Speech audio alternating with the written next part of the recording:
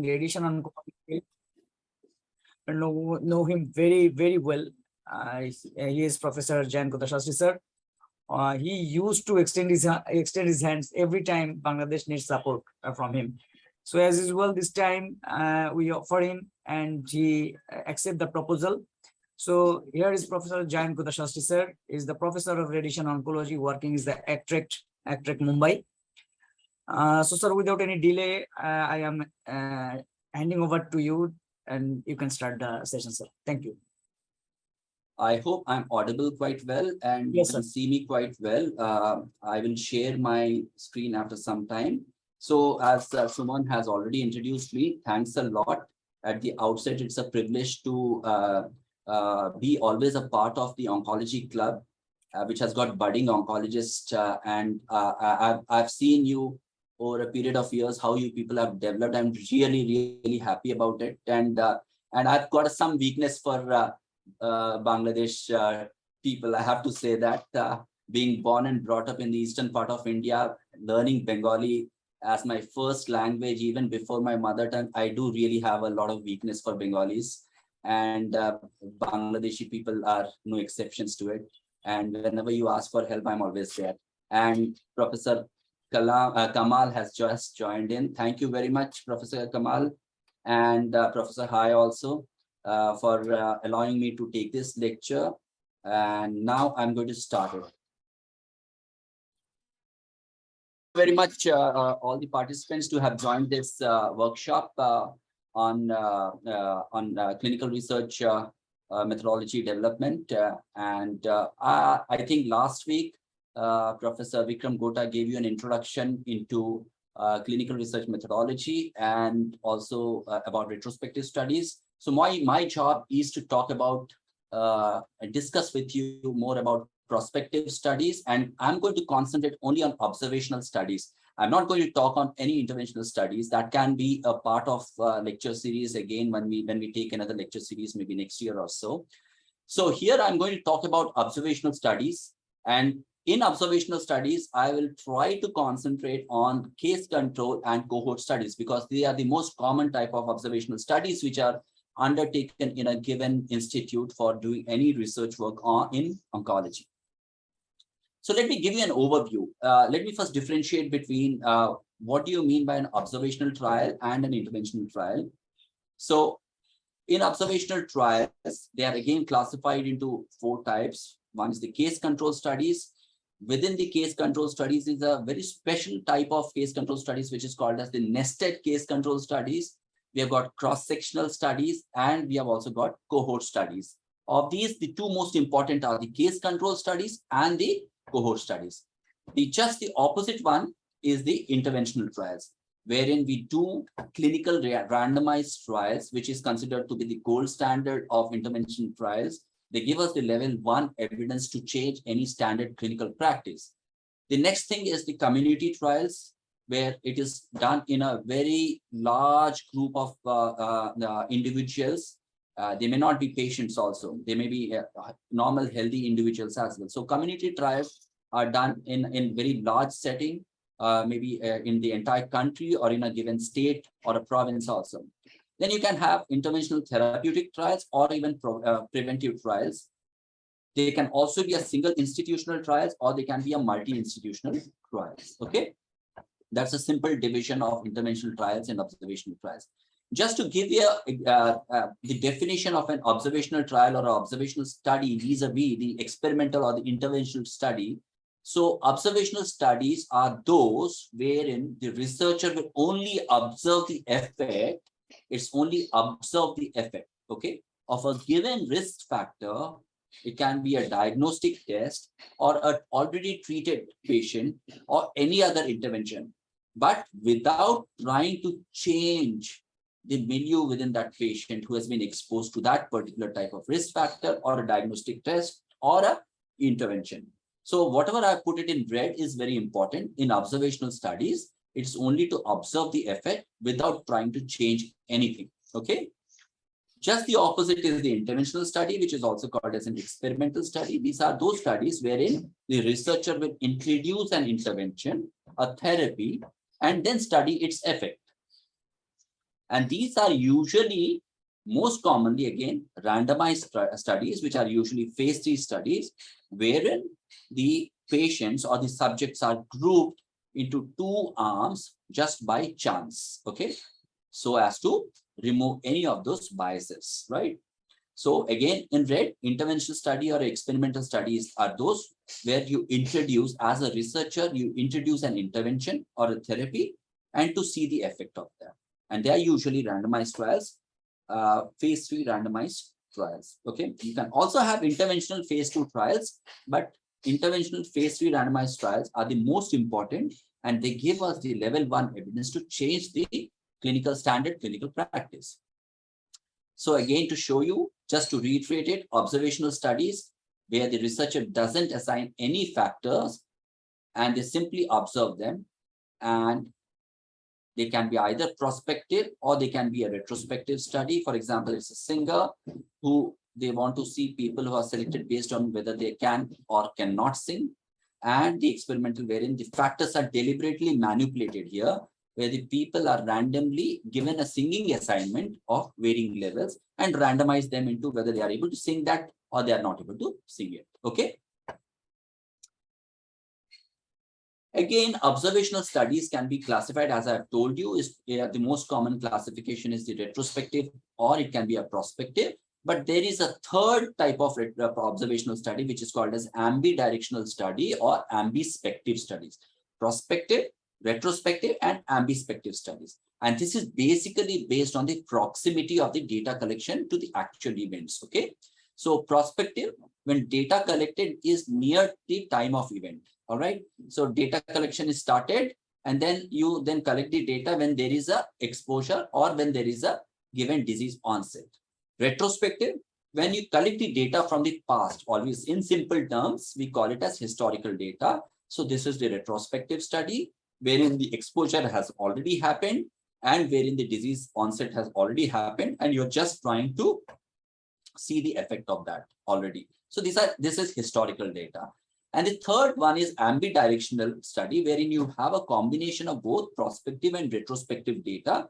And this is usually done in a bit of rare scenarios where you won't be able to get a lot of patients. So here what we do is that we take some historical data who has been the patients who have been already exposed and already have the disease onset, and have an outcome data, and continuously, because the number of patients is less, we continuously collect the data prospectively in patients who have been exposed and have the disease onset. And ultimately, at a given time point, we basically collate both the retrospective as well as the prospective data, and then analyze the given clinical outcome. So it is an ambidirectional or an ambispective studies. More and more the institutions are now going towards ambispective studies, especially in rarer tumors. Okay.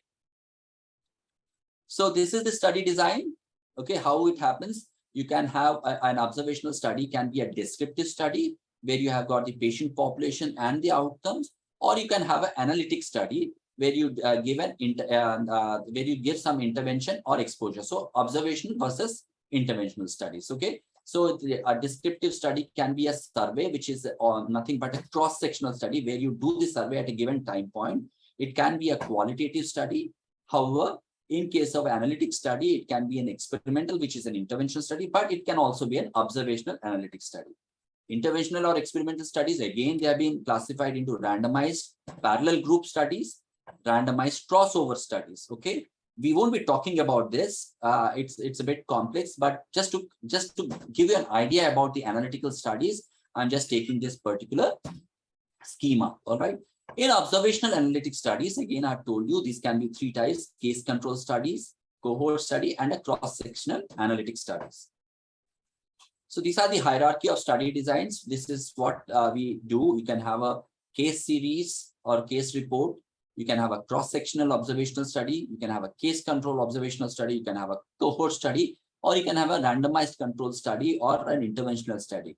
And these randomized control studies give the best evidence and is most valid to change your standard clinical practice. While the case series or the reports have the worst evidence, they are the least valid for changing the standard clinical practice. However, case series or case reports can be used to change your clinical practice, especially in very rare tumors, okay, where you cannot have a large series of patients to develop the evidence, okay.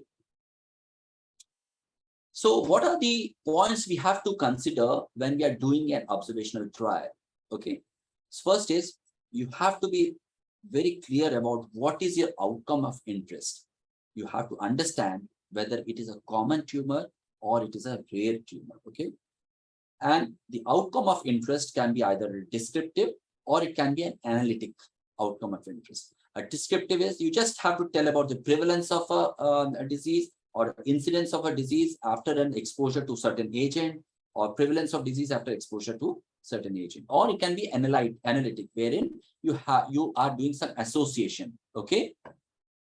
That association of genetic risk factors with breast cancer, something like that, okay? That can be an analytic observation trial. The second important thing which you have to consider while doing an observation study is the time frame, which is very important, which I have already spoken about. It can be a retrospective study or a prospective study. And those interested in changes over time or a single point in time, which are, these are, if the studies, the observational studies are done to see the changes over the time, they're called as longitudinal observational studies. While if they are done at a given single point of time, they are called as a cross-sectional observational studies, okay? Then the third point to consider is the natural grouping of subjects, which is whether it is exposed versus unexposed, diseased versus non-diseased, all right? So, in an observation, I have already told you the most important types of observational studies are the case control studies and the cohort studies. So, I'm now going into the case control studies. So, what are the attributes of the case control study? It's just based upon the sampling of the population. So, case control study is a method of sampling a given population in which cases of disease are identified and they are enrolled. And then you have got a control of population that produce the cases and is identified and enrolled, okay? So you have got the cases where the disease has already happened. And then you have got the controls where there is a risk of disease happening and you have identified them and you have enrolled them, okay? So this is a case control study. Here, we basically determine the exposures for individuals in each of the group, okay? And then the case control study, as I've told you, have got a case group and a control group. What is a case group? Again, one group has the disease of interest, which are the cases, and a comparable group, which are the controls, is free of the disease.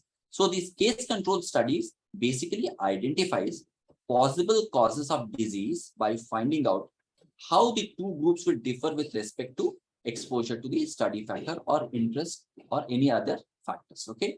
Like for example, it's a case control study of exposure to that of smoking and development of that of the lung cancer. Okay, that is one of the examples of a case control study. When is it desirable to conduct a case control study? So there are certain times when you would like to do a case control study. Number one, when the exposure data is quite expensive or difficult to obtain. For example, a biomarker study or even pesticide studies. So biomarker studies are very expensive studies. So we would like to do a case control study. Second, when the disease has got a very long induction and a latent period. So most commonly, chronic diseases like diabetes, cardiovascular diseases, and cancer, where there's a long latent period for the development of the disease following exposure to a given provocative agent, we like to do a case control study. Thirdly, when the disease is rare, for example, studying risk factors for birth defects or any kind of very rare tumor, like a carcinoid tumor or something like that, which is quite rare in its incidence. Okay, so these are the three times, I would just say that these are the three areas where we would like to do a case control study. The two other areas where we would like to know about, do a case control study is when we know very little about a given disease. For example, in the 1980s, when we were not knowing much about AIDS, we were doing case control studies. We were not, so these were the studies which we were doing at that time, okay? And also, which is not very common, what we do is that when the population is quite dynamic, that is where there is migration is happening, okay? So studying breast cancers in Cape Cod is an example of a case control study where people have migrated from one place to that of another place. So when the population is dynamic, we also do a case control study. So what are the characteristics of the case control study? One, it's a single point of observation. So you try to do the observation, the clinical outcome at a given point of time. And this is defined by the presence or the absence of the outcome. It's an all and none phenomenon, binary phenomenon, okay? The disease is there or not there. It's as simple as that, okay? We already determine the exposure retrospectively in a case control study. And one of the disadvantages is that doing a case control study does not give us directly about the incidence of a given the disease.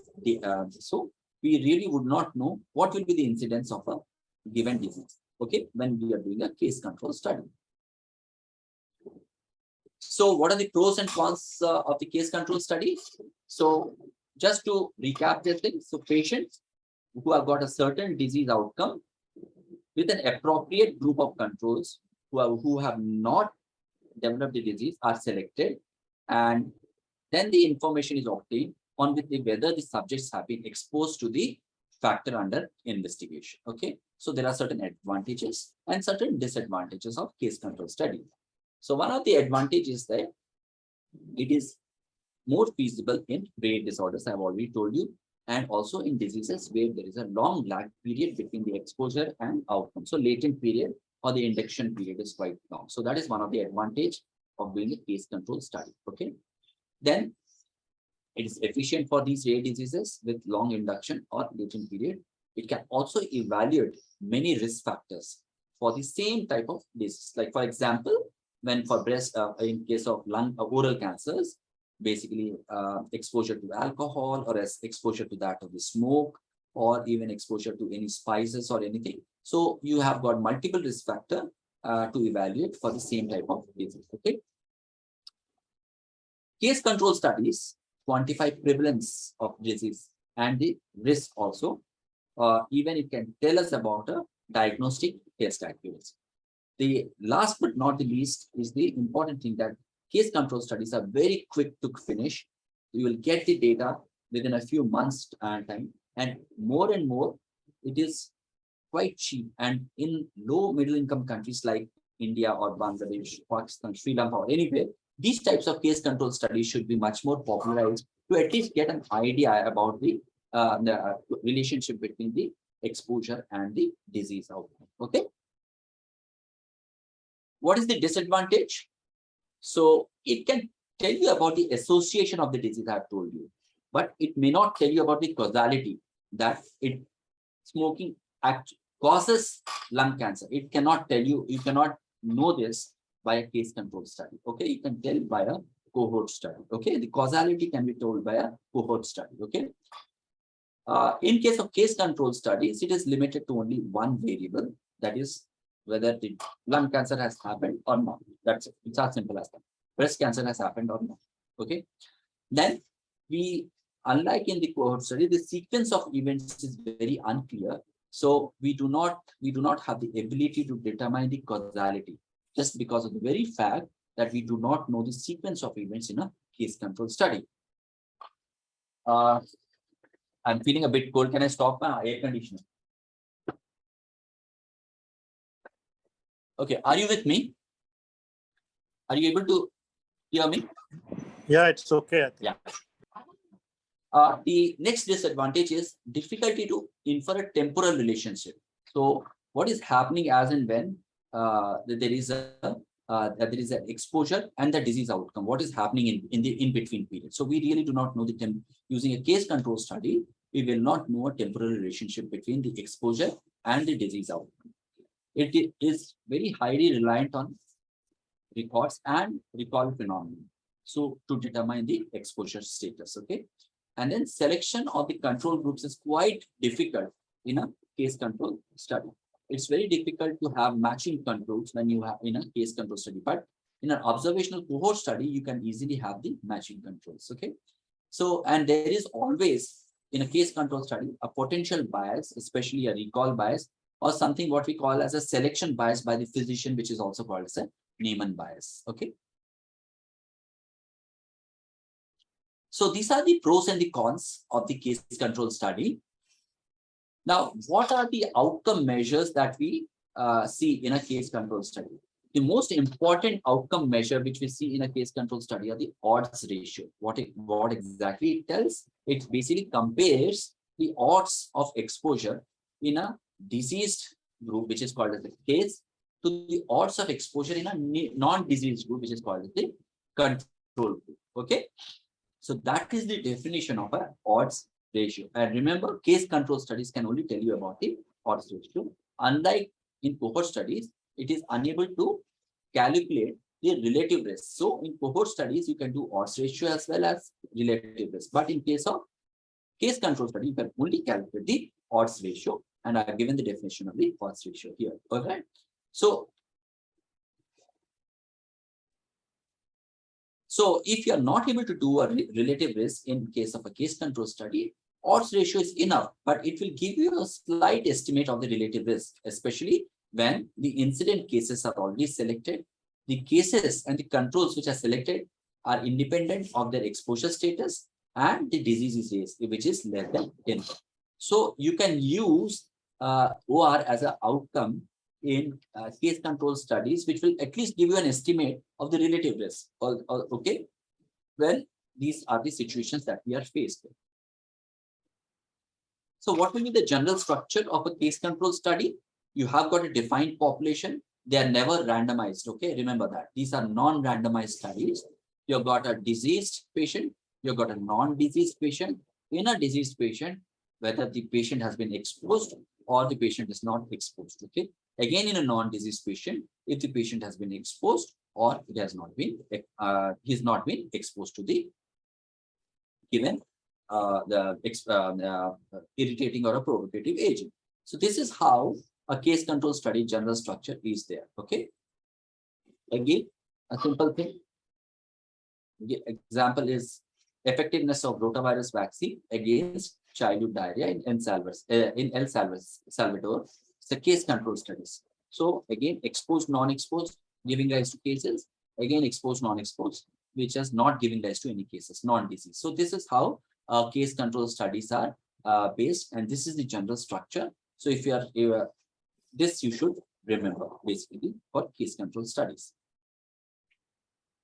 So how do you? So I said that what is the outcome measure in a case control study? The outcome measure in a case control study is the odds ratio. So how do you basically calculate the odds ratio? So we draw 4 squares. So we have got history of exposure, and those patients who have developed the disease with history of exposure are kept as A, while controls who have not developed the disease but have been exposed to a given agent are kept as B. The second one is those who are not exposed to any provocative agent and they have still developed the disease. We kept it as C, while those who have not been exposed to a provocative agent and have also not developed the disease, we keep it as D. So how do you do it? In statistical part, odds ratio is that case which was odds that a case was exposed by odds that the control was exposed. So what exactly it is? A by C divided by B by D, okay, is equal to AD by BC. Okay, so it is the simple, very simple. Okay, you just have to remember this. And while you are doing the calculations, you have to be very careful while you are putting this. Okay, history of exposure cases, that will be A. History of exposure, no cases, that will be B. No history of exposure, but cases are there with C. And then no history of exposure without any development of disease is D. So the ratio is the cases for when exposed divided by controls which was exposed. So that you basically get this particular formula, and then you can get the odds ratio.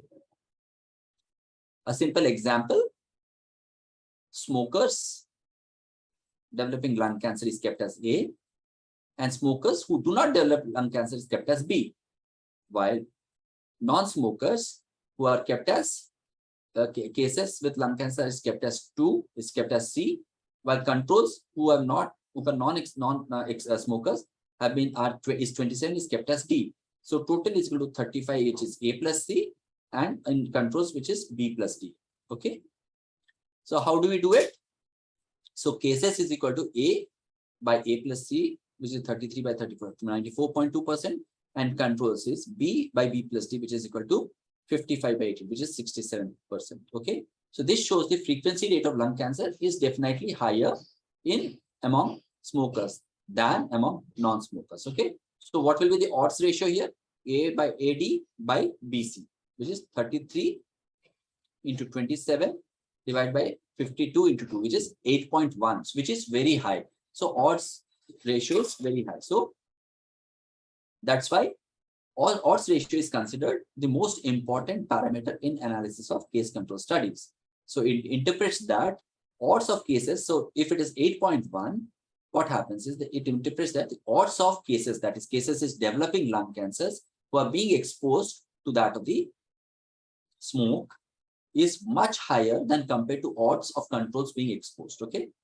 So in this example, the risk of lung cancer due to smoking is 8.1 times as compared to that of non-smoking patients. Okay. All right. So this is again the same thing. This is going to be this is basically going to be recorded. So you can just go through these examples once more. But again, on 29th, Dr. Sadhana Karan is a statistician. She might use some of these slides so that you will remember them also. Okay. But she will also talk more about the statistical parlance in observational study. So you now are able to understand that. So proportions, you are able to see the same thing which is here. The proportions, you can see it here also. Okay. And then you can also calculate the odds ratio. So here it is odds ratio is 1.62. So again, the odds of developing a case following smoking is 1.62 as compared to that of odds of not developing the 1.62 times of developing the disease in exposed individuals as opposed to non-exposed individuals. Okay. So how do you interpret it? So when I say the odds ratio is 1, it implies that there is no association between the exposure and the disease. And if you only once, when do we consider the odds ratio to be of statistical significance? When it is more than 2 or more than 2. That is, it suggests that the cases are twice as likely as controls to be exposed. That is, or 2 times more likely to be exposed than that of control. So statistical significance is anything, in case of ORs, we consider it anything more than 1 is statistical, but 2 or more is significantly statistically significant. Okay. And the odds ratio of less than 1 suggests a protective factor. No, okay. Odds ratio more than 1 is the incrementing factor, while odds ratio less than 1 is more of a protective factor. So I've talked about the outcome measure for case control studies. I've talked about the pros and cons of the case control studies, but case control studies also have certain challenges. All right. So the most important challenge when we face doing a case control study is the selection of cases. It is quite important that we should know where and how to locate the sample of interest. Okay. And if the subject has been chosen from a single facility, you may find that risk factors are quite unique to that location. So as a result, you may not be able to generalize your study. So that is very, so from where choosing your subjects is very important. It also depends upon the type of outcomes which you are looking at. Okay. Next, another important is to select incident cases or prevalent cases. So that's very important in case control studies, where we sometimes do not have patients who have been newly diagnosed to be accrued into the studies. Okay. Then incident cases may also lengthen the time of your study. as you wait for the cases to be diagnosed. So this is very common in our country, where a patient lands up with symptoms and doing a diagnosis to come at a diagnosis and confirm the diagnosis takes about 4 to 5 weeks time. So these are the challenges that you can face when you are trying to do a case control observational study. And then for case control studies, prevalent cases are not ideal because ideal for focusing on the etiology of the disease, as risk factors is in prevalent cases that may be more related to survival than development of the disease. Okay, so that are the challenges that we may face while doing the case control studies. Next, these are the challenges that we face for selection of cases. Now, we can also face certain challenges for the selection of controls. So what happens in case control studies?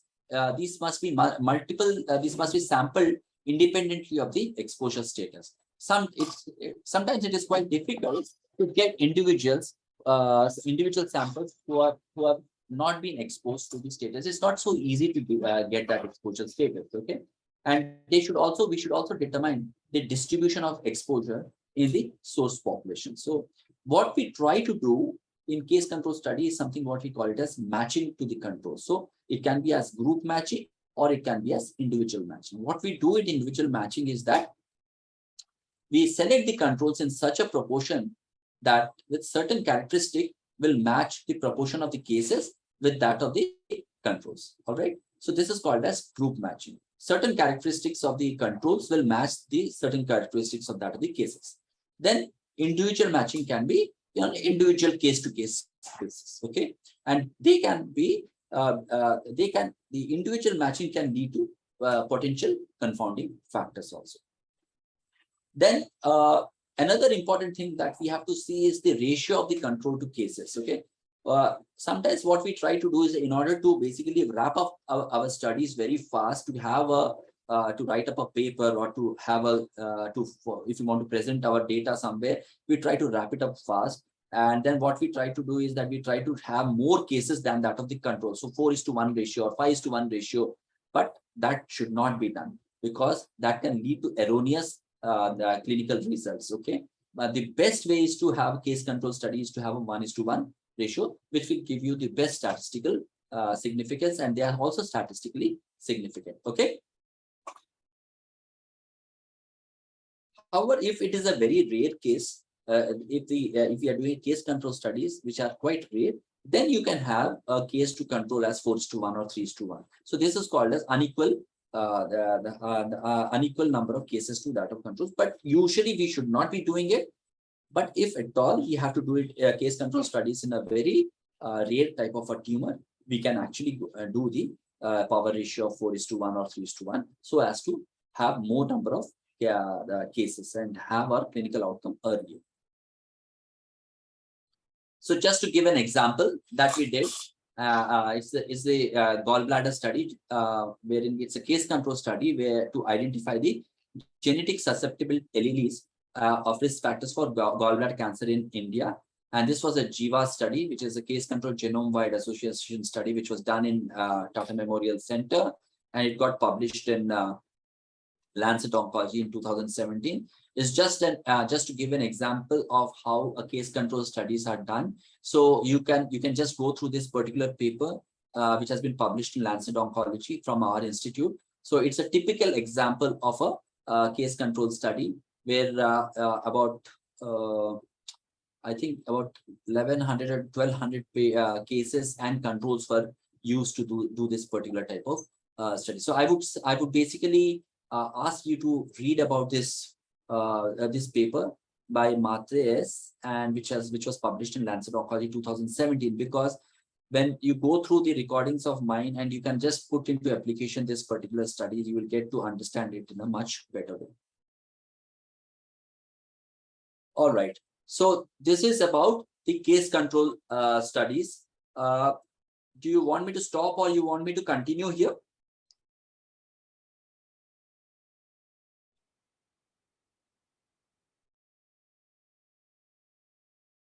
Excuse me, am I audible?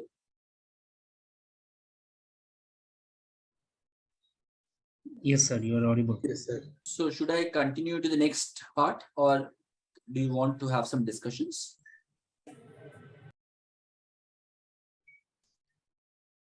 You should continue, sir.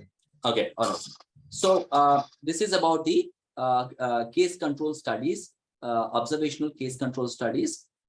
Now I'll take you to the next part, wherein I'm going to talk about prospective observational cohort studies. Okay. So what is a prospective cohort study? It is a purely prospective in nature, and I don't want to dwell much deeper into what exactly is prospective in nature. I have shown you through various diagrams, depending upon the time of collection of that of the data, whether it's prospective, retrospective, or antispective. So prospective, the cohort studies are prospective in nature. They are characterized by determination of exposure levels at baseline, okay, and follow up for occurrence of disease at some time in the future, okay. So here it is exposure at a baseline, and then you follow up that particular case and to see whether the disease has occurred or not, okay, in some time future. So this is a prospective cohort study. So what will be the general structure of the cohort studies? So this, you start with the exposed versus a non-exposed. It is similar to intervention trials, except that patients are not randomized to any of these groups. They are not randomized. This is a non-randomized study, okay. So you need to have a good idea of which exposures are susceptible as possible causes of disease. Again, they can be prospective or they can be also retrospective. So continuing further, the general structure of cohort studies. So a cohort must be free of disease at the beginning of the study, okay? And he can develop the disease at a given endpoint once that particular cohort is being followed after exposure, okay? The study and the control groups must be susceptible to the disease under the study, okay? That the study group and the control group must be susceptible to the disease, okay? For example, development of lung cancer in smokers, or smokers also not developing lung cancer, okay? Thirdly, both the groups must be comparable with respect to all possible variables that may influence the frequency of the disease.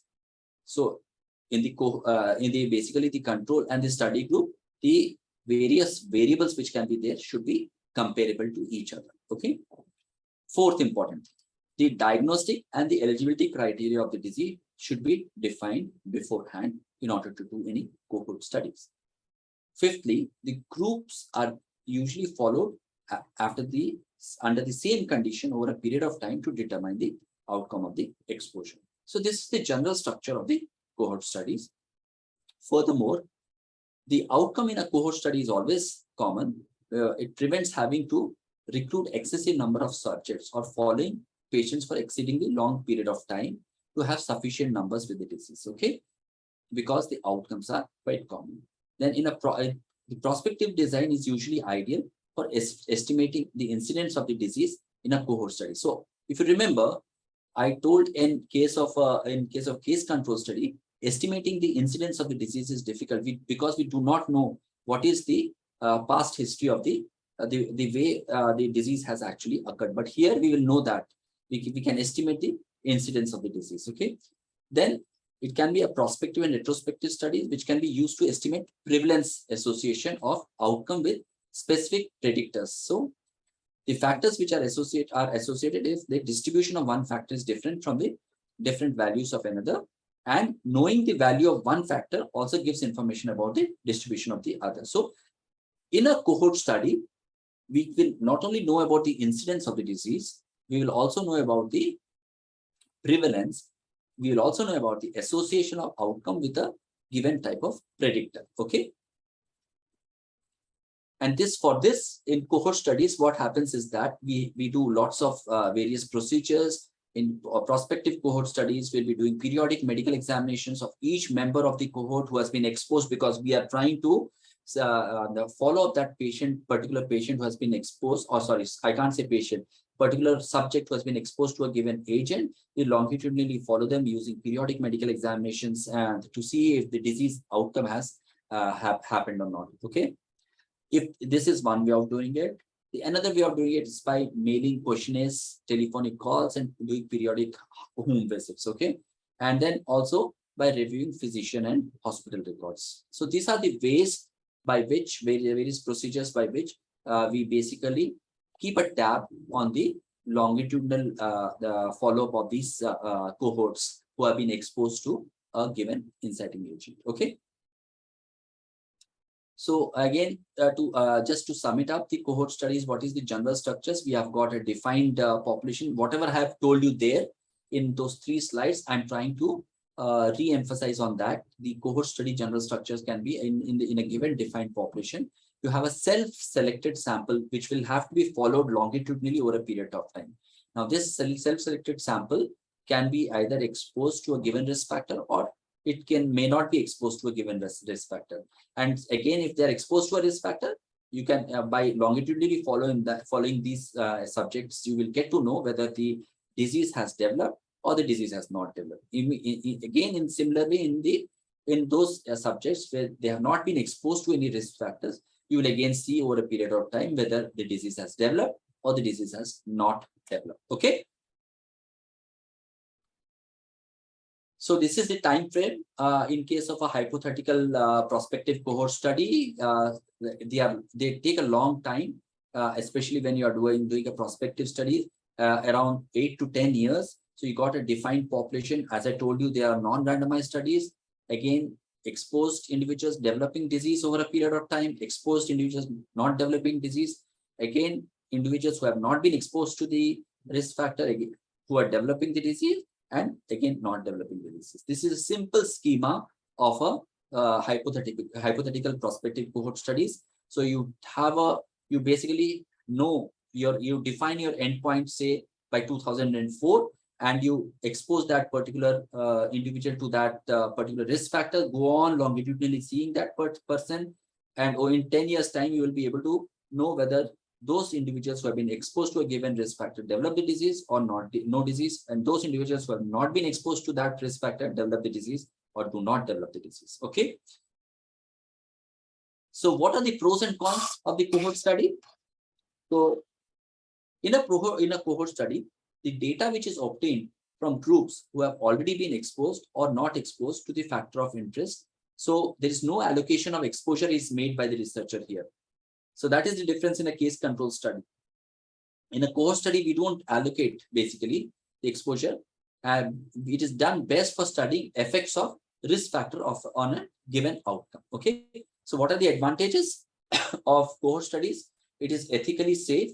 Another important thing is that participants can be matched. And this is also an advantage of case control study. I have already told you in case of case control study, we do both group matching as well as individual matching. Here also we can do that group matching as well as individual matching. So participants can be matched. Another important thing which is different from that of the case control study is that we are able to have a temporal relationship. Okay, we will have a timing and a directionality of the events. Okay, because as I've shown you from the previous slide, you take the subject in 2004 and then go on seeing the subject after exposure or to a given risk factor till 2024. So over a period of 20 years, you are seeing. So there is a directionality of events you can very well capture while in case of a prospective cohort study. So as you can have a directionality of events, so there is you can also know the temporal relationship between the exposure and the disease. Okay. Cohort studies, another has got advantage that it is least susceptible to any form of bias. Of course, bias can happen, but it is less susceptible to selection bias, okay, which we call it as Neyman's bias. It can, another important thing is that it can examine multiple predictors of outcome, and it is also efficiently, it can be used for rare exposures. So in certain situations where we cannot do a randomized control trials, or where randomized control trials are unethical, we should then fall back on these observational cohort studies, and they're quite useful to even set the standard of care in a given clinical practice. Okay. That's because the eligibility criteria and the outcome assessments are usually standardized in a cohort study. So what are the disadvantages? So again, in the similar to a case control study here also, in a cohort study, the controls may be difficult to identify. The exposure may be linked to a hidden confounder. Okay. So like, for example, patients having, like, for example, age is one of the confounders for that of the exposure, because the patient might be exposed to tobacco smoke for a long time, but age is on, and he develops the disease. But age is also one of the factors for which that particular individual can also have a disease. So age is a confounder in for this particular type of patient. So you can have hidden confounders in case of a cohort studies. In cohort studies, again, blinding is difficult, but really speaking, that is not a very major disadvantage. So it's not important, because this is not a randomized study. So blinding is not very important. So, but blinding is difficult in case of cohort studies, because you know to which exposure agent or risk factor the case or a control has been exposed to. Okay. Then for example, in large diseases, you might have to require large sample size, and very long follow-up is necessary for cohort study. This is one of the advantages in case of case control studies, where you're doing it at one particular time point, and then you don't have to have very long follow-up. In case of a cohort study for rare diseases, this might be a big disadvantage. Okay. It is inefficient for, again, that because of the long follow-up is necessary, so it is inefficient for rare diseases which has got a very long latent period. And because of this, everything is now basically hitched on the other. And because of this, you can have a loss to follow-up, which can threaten the validity of the outcomes. Okay. And there can be some, although it may not have selection bias, there can be bias in outcome ascertainment in cohort studies. It is relatively resource intensive and time intensive, unlike that of the case control studies, which is much cheaper. And you do not have any control over the predictor, as opposed to that of the randomized control trials. Okay. Now, as I told you, the odds ratio is the most important outcome measure in case of a case control study. In case of a cohort study, you can do so many other things apart from the odds ratio, which I've already spoken about. In case of a cohort study, the odds ratio compares the odds of the disease in the exposed group to the odds of disease in an unexposed group. Okay. While in the relative risk, we can also find out the relative risk or the risk ratio, which is difficult to do it in a case control study, although we can do it, but it gives a rough estimate of the relative risk in a case control. Here we actually get the relative risk or the risk ratio in case of cohort study. What exactly it is? It is the ratio of the risk of disease in exposed to the risk of disease in unexposed. Okay. It will also tell you about the incidence of disease. So, okay, incidence is nothing but simply the proportion of people who develop the disease from the given population at risk. Because you can do a relative risk, you can also have a risk difference. It can also tell you about the risk difference, which represents the absolute difference in the risk, which can be calculated from the cumulative incidence. So another important thing is that you can also know about the cumulative incidence using cohort studies. You can also know the incidence density ratio, which is nothing but the ratio of incidence rate in the exposed to the incident rate in the unexposed. So incidence basically assumes that any individual in the denominator has the potential for being the numerator also. Okay. And we can also get to know the incidence rate. So just in a nutshell, in case of a case control study, you will be able to only tell accurately about the odds ratio, but not so accurately about the relative risk or the incidence. But in case of a cohort study, you can have all these measures analyzed quite accurately. All right. So the most important odds ratio I've already told you. So the relative risk is the second most important information that you get from the cohort study. This is nothing but the risk in the exposed to the risk in the non-exposed. So then it indicates basically how many times higher or lower the disease risk is among the exposed as compared to that of the unexposed, and is most commonly utilized in etiological and I have told you incidence research. We would like to see the incidence of the disease in a given population risk. So relative risk is the most important thing which we calculate from that of the cohort study. if a question comes, what is more important in case of case control studies? It is the odds ratio. In case of cohort study, it's the relative risk which we basically measure. So how do we do it? Again, there's this exposed, there's non-exposed.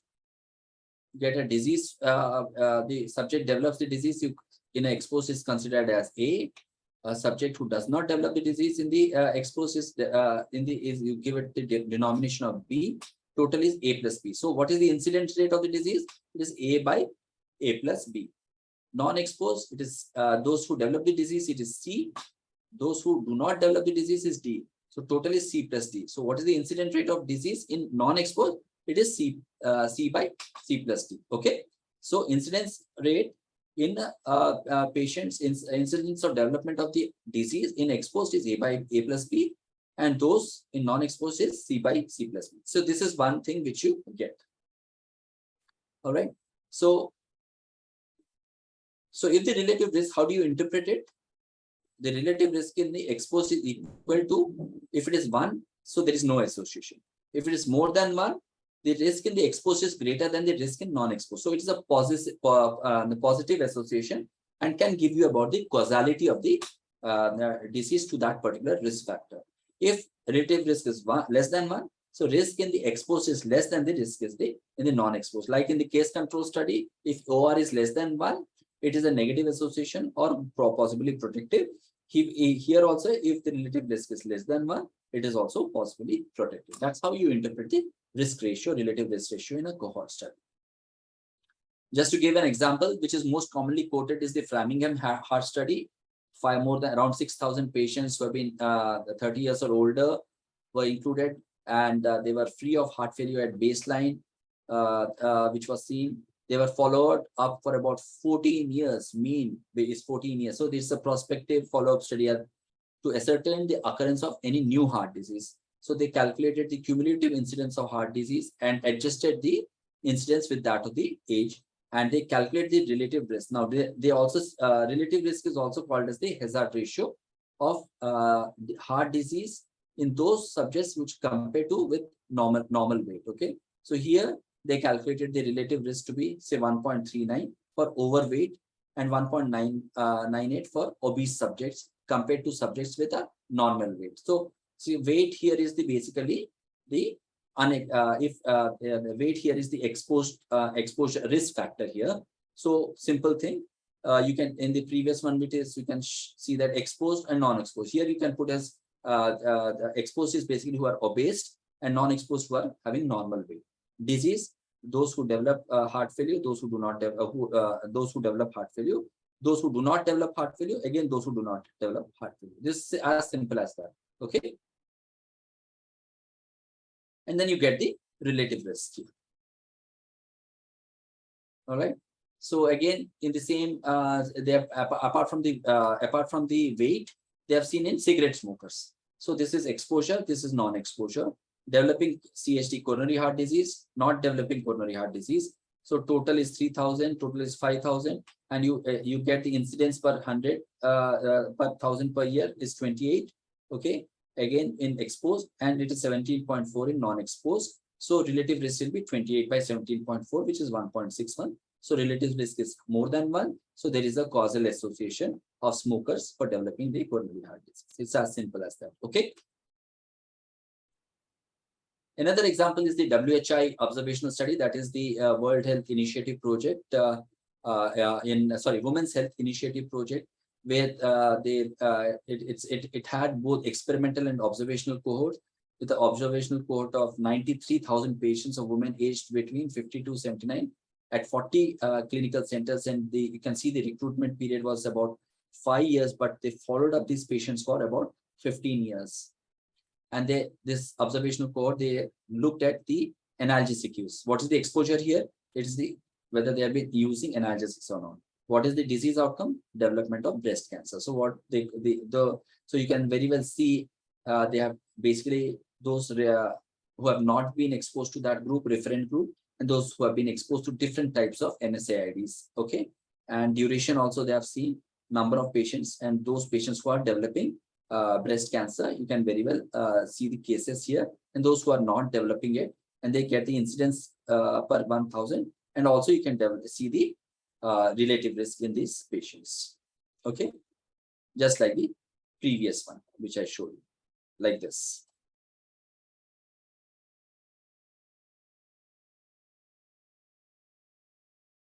All right.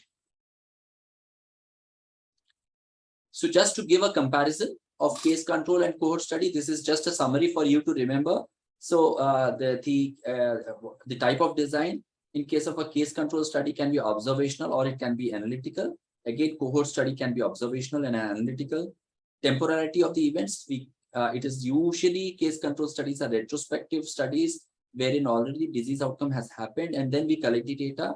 But in a cohort study, they are usually prospective studies, and then we basically collect the data after exposure to a given risk factor and then see follow that particular individual over a period of time to see whether the disease is happening or not. Then direction of reasoning, it's basically from outcome to exposure. Ulta, it's completely reverse. So from outcome to that of exposure, and here it is from exposure to that of the outcome. Okay. So what is the occurrence of outcome when the study started? The outcome has already happened in case of a case control study. Here, the outcome, we will be looking out about the outcome after some time when the patient is followed up over a period of time. What is the calculation of risk estimates? I told we basically do the OR, that is the odds ratio. We do not see the incidence and prevalence, only the odds ratio can be calculated. But here we calculate the incidences as well as the relative risk or the risk ratio, which we call. Okay. Temporal association, as I told you, it's you cannot have a temporal association in case of a case control study, but temporal association can be proven because we are longitudinally following the subject for a long time over a period of over about 5 years, 10 years, or even 15, 20 years. Then about the recall survivorship bias, yes, that is a big problem. It's a potential problem because it is a retrospective study, but here it is not a potential problem because it's a prospective study. The patients come to your clinic, you'll be doing a clinical examination, then also you can have telephonic call with these patients, you send letters to these patients. So that recall bias is not a problem in case of a cohort study, but it is a problem in a retrospective study, a retrospective case control studies. Loss to follow-up, a follow-up is not an issue because we already have the disease outcome here, which we are looking at. So we already, that is not a problem in a case control study, but this is a potential problem in case of a cohort study because there is an amount of attrition always happening in a cohort study. And this is very common in LMICs, that is lower and middle income countries that we have followed. So whenever we are trying to develop any prospective cohort study, we to calculate the sample size, what we usually is to calculate the sample size more than what is required, and we usually put it at a thumb rule of 10% more. So for example, if I want about 800 patients, the 800 subjects for a given cohort study, I will basically take 880 patients because I think that about 10% of the patients may not come for that of a follow-up. So this is a potential problem in case of a cohort study. Ascertainment bias that I told you is a potential problem, but here it is not a problem in case of a cohort study. Confounding bias can happen. You can have confounders both in case control as well as cohort studies. For example, age and smoking, because there can be a confounder for development of age, smoking, alcohol can be a development, can be a confounder for the development of lung cancers or head and neck cancers also. Okay. Then time taken, as I told you, you can case control studies are retrospective, where the results are available quite quickly. But in case of cohort studies, they take years together. Okay, so time taken is quite long in a cohort study. Number of subjects, usually case control studies, you require a very small sample size, but in case of cohort studies, you require a very large sample size. Logistic efforts, basically it is quite cheap, as I told you, and requires very little logistics, but cohort studies are expensive studies and require a lot of effort. You require a lot of manpower and a lot of time has to be given for doing prospective cohort studies. So that is a simple comparison between case control and cohort studies. And I just wanted to give a recap of the odds ratio of the case control versus the cohort studies. So in case of cohort studies, this is how it is: exposed, non-exposed, the disease is developed and disease is not developed. But in case of a case control study, you've got exposure here and history of exposure, no exposure, and you've got cases with disease and controls without disease. Okay, that's how it is done. It is as simple as that. Okay. Then there are certain special type of studies which we call it as a case control study. Within that case control study, we usually have a within a cohort study we have a case control which is called as a nested case control study. Okay, and these are basically done for they have an advantage over the normal case control study. So they are ideal for predicting variables that are expensive to measure and that can be assessed at the end of the study on subjects who have developed the outcome during the study or on a sample of those who have not developed. So biomarker studies and all those things are given good examples of nested case control studies. Okay, so wherein you basically do it in a limited number of population to ascertain what the biomarker actually tells us in a given case and in a given control. Okay.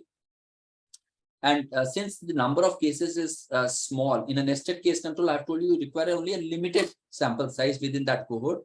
You can basically match them multiple controls to a given case to increase the power of the studies.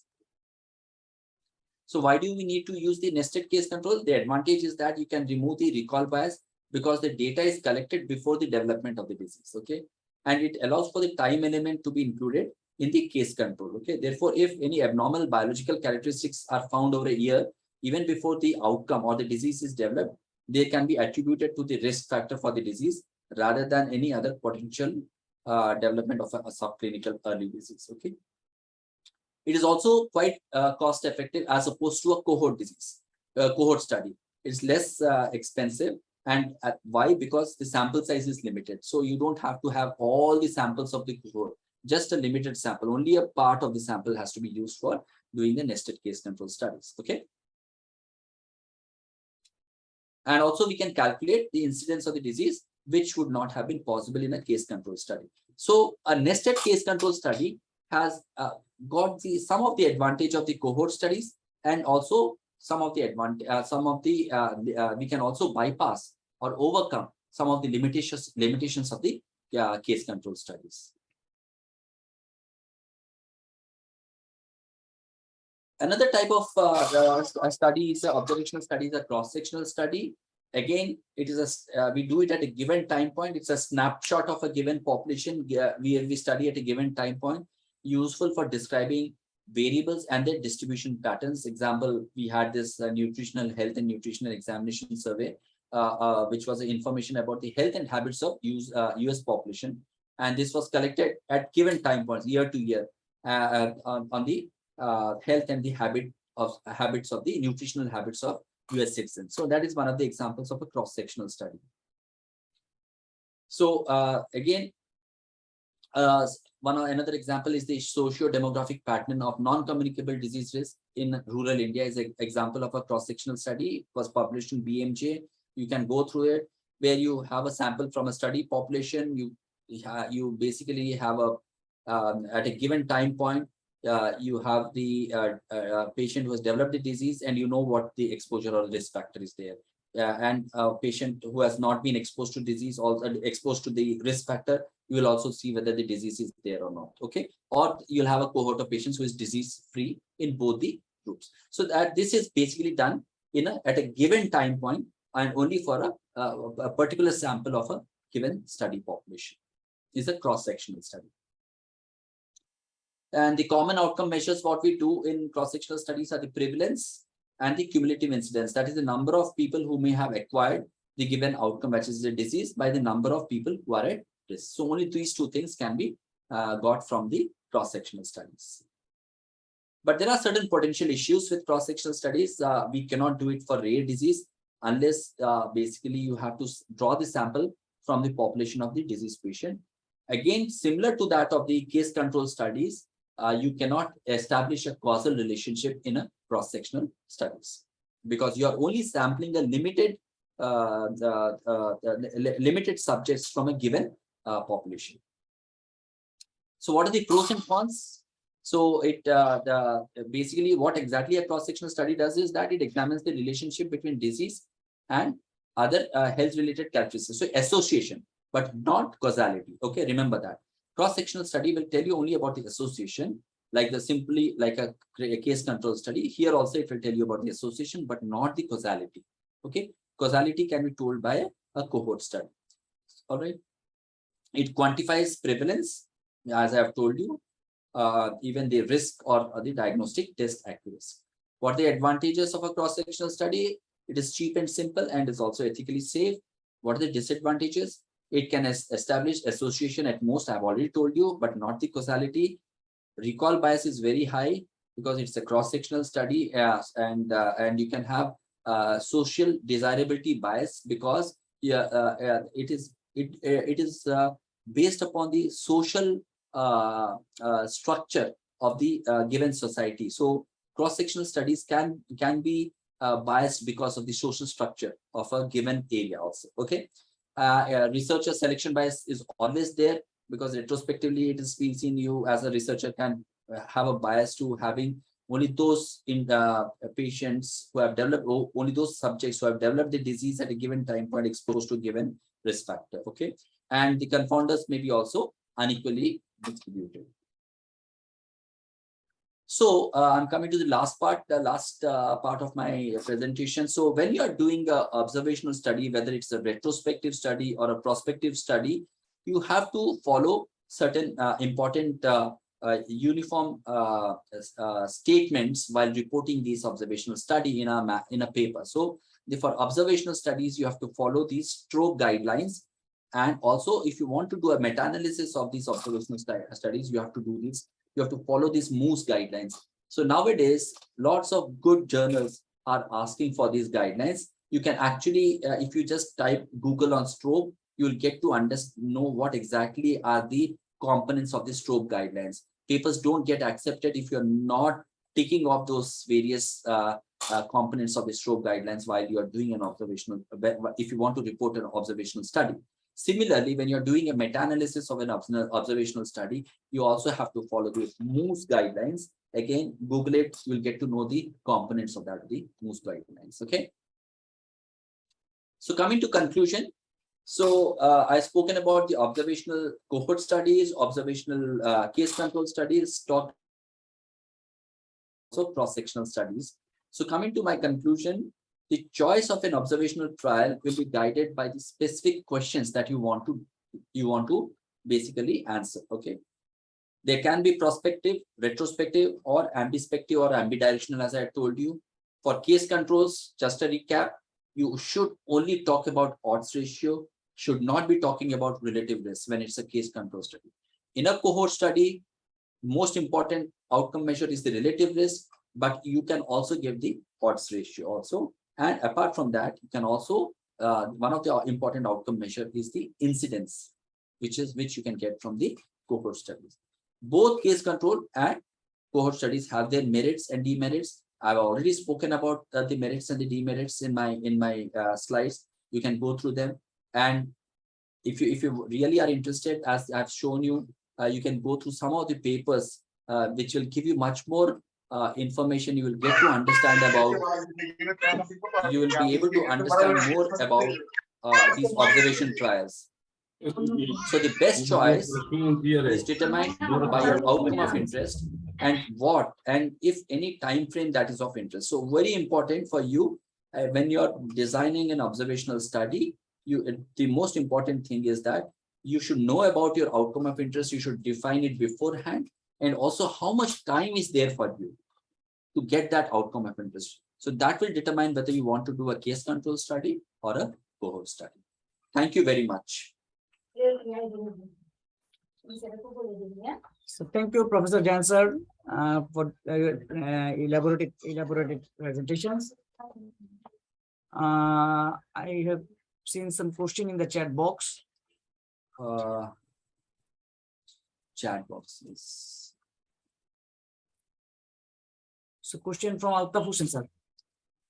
So why can't we measure the relative risk in the case control study? Because So in a case control study, basically we are not, there is no, what is happening is that we are not knowing the temporal relationship.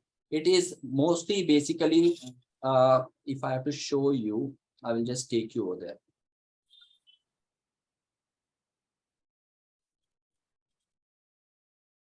Okay, here we are only able to tell you only what is the or, because the patient has been, there is a history of exposure, there is no history of exposure, and we at a given time point, we are going to see the outcome. Okay, so we are not basically following up that patient longitudinally over a period of time.